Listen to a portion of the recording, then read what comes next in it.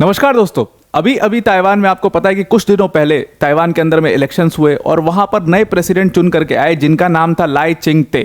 अब लाई चिंगते, ये जो स्क्रीन पर आप फोटो देख रहे हो, यही ताइवान के नए प्रेसिडेंट है लाई चिंगते। अब इनके जैसे ही प्रेसिडेंट बनते ही चाइना और ताइवान का आपको पता ही है कि रिलेशंस जो है ऑलरेडी बहुत ज़्यादा ख़राब है। चाइना क्लेम करता है कि ताइवान उनकी इंटीग्रल टेरिटरी है या पूरा उनका पार्ट है, और ताइवान का क्लेम तो चाइना से भी बड़ा है। ताइवान ये क्लेम करता है कि प्रेजेंट डे चाइना जो है वो ताइवान की टेरिटरी है और वो गवर्नमेंट इन एग्जाइल है, मतलब वो चाइना की गवर्नमेंट है और वो अभी एग्जाइल में है ताइवान के अंदर में।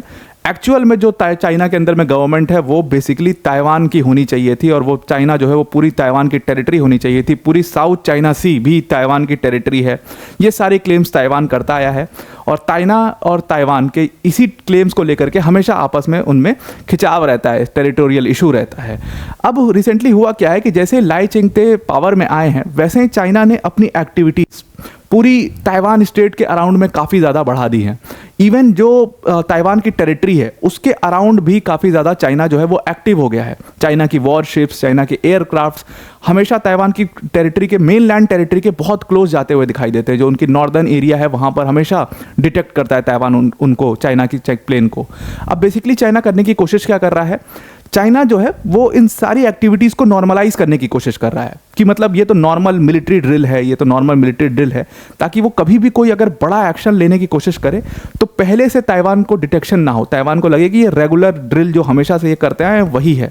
और उसको लेकर के ताइवान और यूएसए दोनों ने चाइना को लगातार क्रिटिसाइज करना शुरू किया है।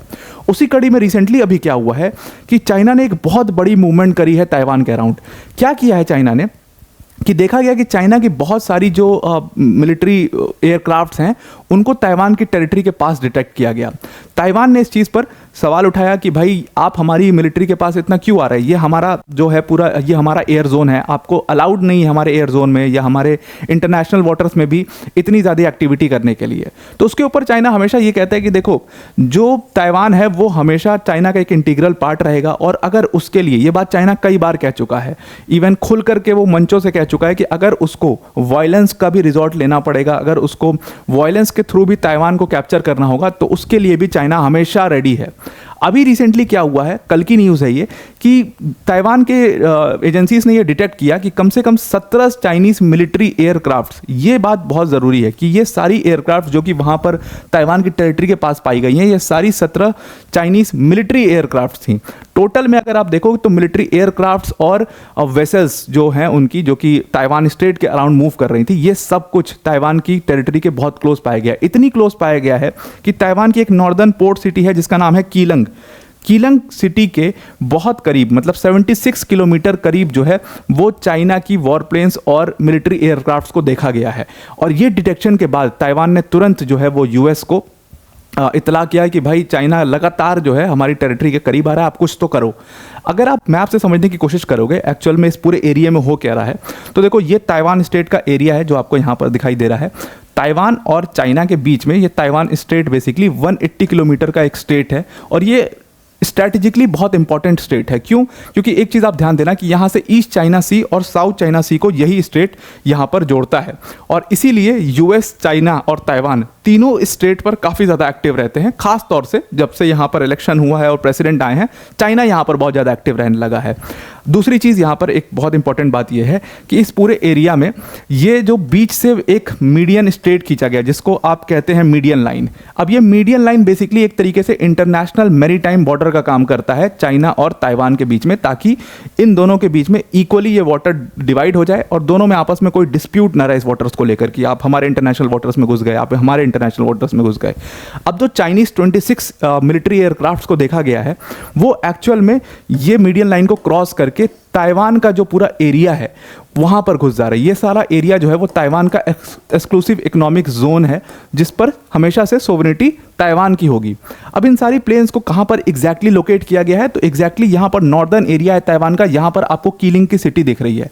ये जो कीलिंग की सिटी है इसी के अराउंड ये सारे एयरक्राफ्ट को लगातार देखा जा रहा है, और इन सारी चीज़ों को करके बेसिकली चाइना, जैसा कि मैंने आपको बताया कि इन सारी एक्टिविटीज़ को नॉर्मलाइज करने की कोशिश कर रहा है। जो सारी मिलिट्री ड्रिल्स हैं इनको नॉर्मलाइज करने की कोशिश कर रहा है ताकि कोई इस पर अपने आईब्रोज को रेज ना करे और ये चीज़ चलती रहे और अचानक से एक दिन हम अटैक कर दे, क्योंकि ताइवान की जो डिफेंस मिनिस्ट्री है उसने ये चीज़ क्लियर करी थी कि China is planning something very big on Taiwan.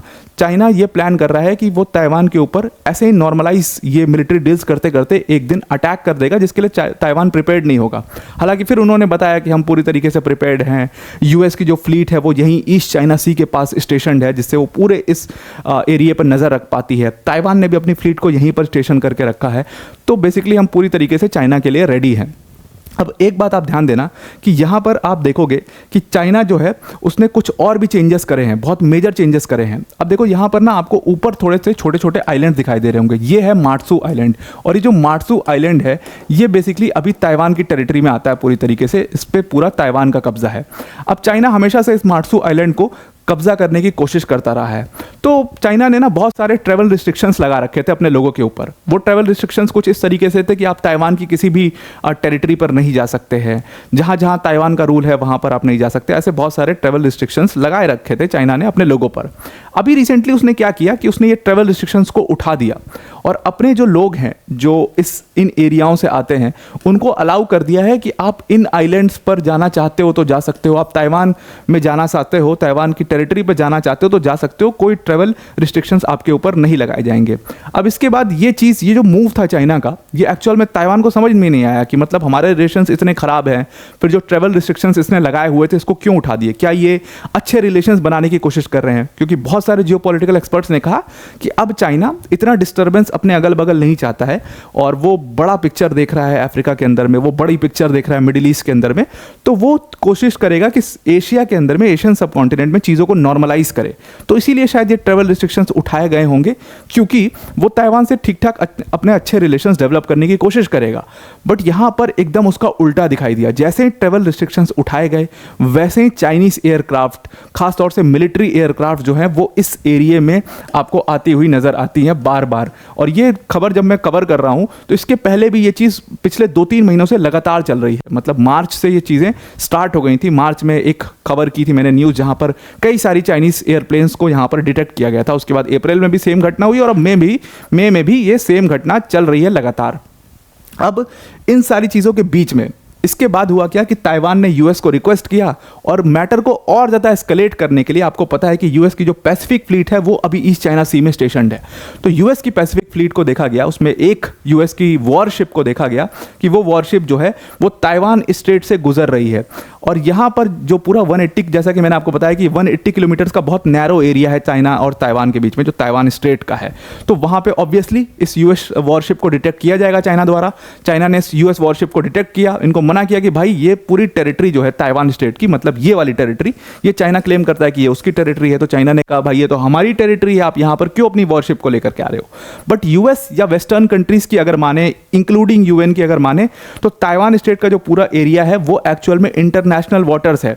तो इसके लिए वो इंटरनेशनल ज्यूरिसडिक्शन में आता है। तो अगर यूएस वॉरशिप वहां से गुजर भी रही है तो ये किसी भी तरीके से चाइना का कोई भी क्लेम को मतलब क्लेम को वायलेट नहीं करते हैं। तो चाइना का एक्चुअल में वहां पर क्लेम बनता ही नहीं है, वो इंटरनेशनल वाटर्स है, वहां से जो चाहे वो गुजर सकता है। तो यूएस की वॉरशिप भी वहां से गुजरी बिकॉज यूएस को ऐसा लगता है कि चाइना कुछ एस्केलेशन कर रहा है ताइवान स्टेट के एरिया में, उस पर नजर रखने के लिए।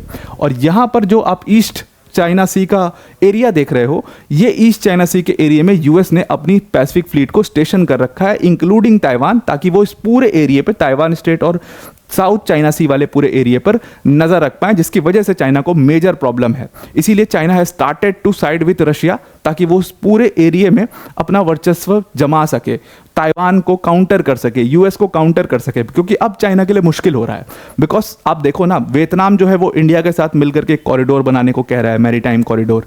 फिर उसके बाद ताइवान तो पूरी तरीके से यूएस के साथ हो चुका है, यूएस फिलीपींस में भी पहुंच चुका है। तो मतलब आप देखो चाइना के अराउंड जो है यूएस एक पूरा बल्ब बना रहा है ताकि वो कभी भी चोक डाउन कर सके चाइना को। सो इसी चीज से चाइना को प्रॉब्लम है और इसीलिए वो इतना ज्यादा जो है इस पूरे एरिया में एक्टिव हो गया है। तो आई होप आपको ये पूरा आर्टिकल समझ में आ गया होगा।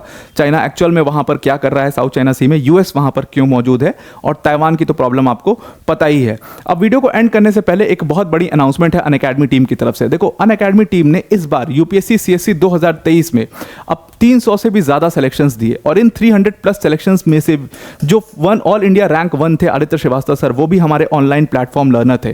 तो ये जो हमारी सक्सेस है उनको हम अकेले सेलिब्रेट नहीं करना चाहते, उनको अपने व्यूअर्स के साथ मिल करके सेलिब्रेट करना चाहते हैं। इसीलिए अनअकैडमी टीम ने एक बहुत बड़ी अनाउंसमेंट करी। हमने ये किया कि जिस यूपीएससी सीएससी के प्रिपरेशन के लिए आपको 1 लाख, 1.5 लाख या 2 लाख तक रुपए खर्च करने पड़ते थे, उसके लिए हमने प्राइस उसको कम करके 24,999 कर दिया है।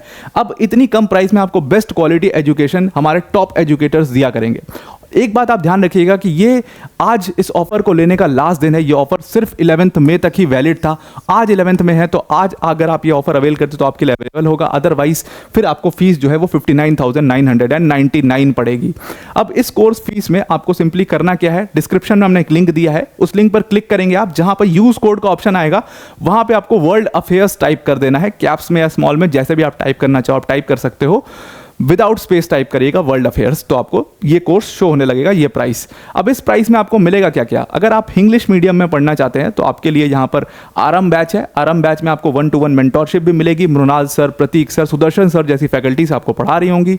अगर सिर्फ आप इंग्लिश मीडियम में पढ़ना चाहते हो तो ये रहा आपके लिए ट्राइम बैच। ट्राइम बैच में सरमद सर, चेतन सर जैसी फैकल्टीज आपको पढ़ा रही होंगी।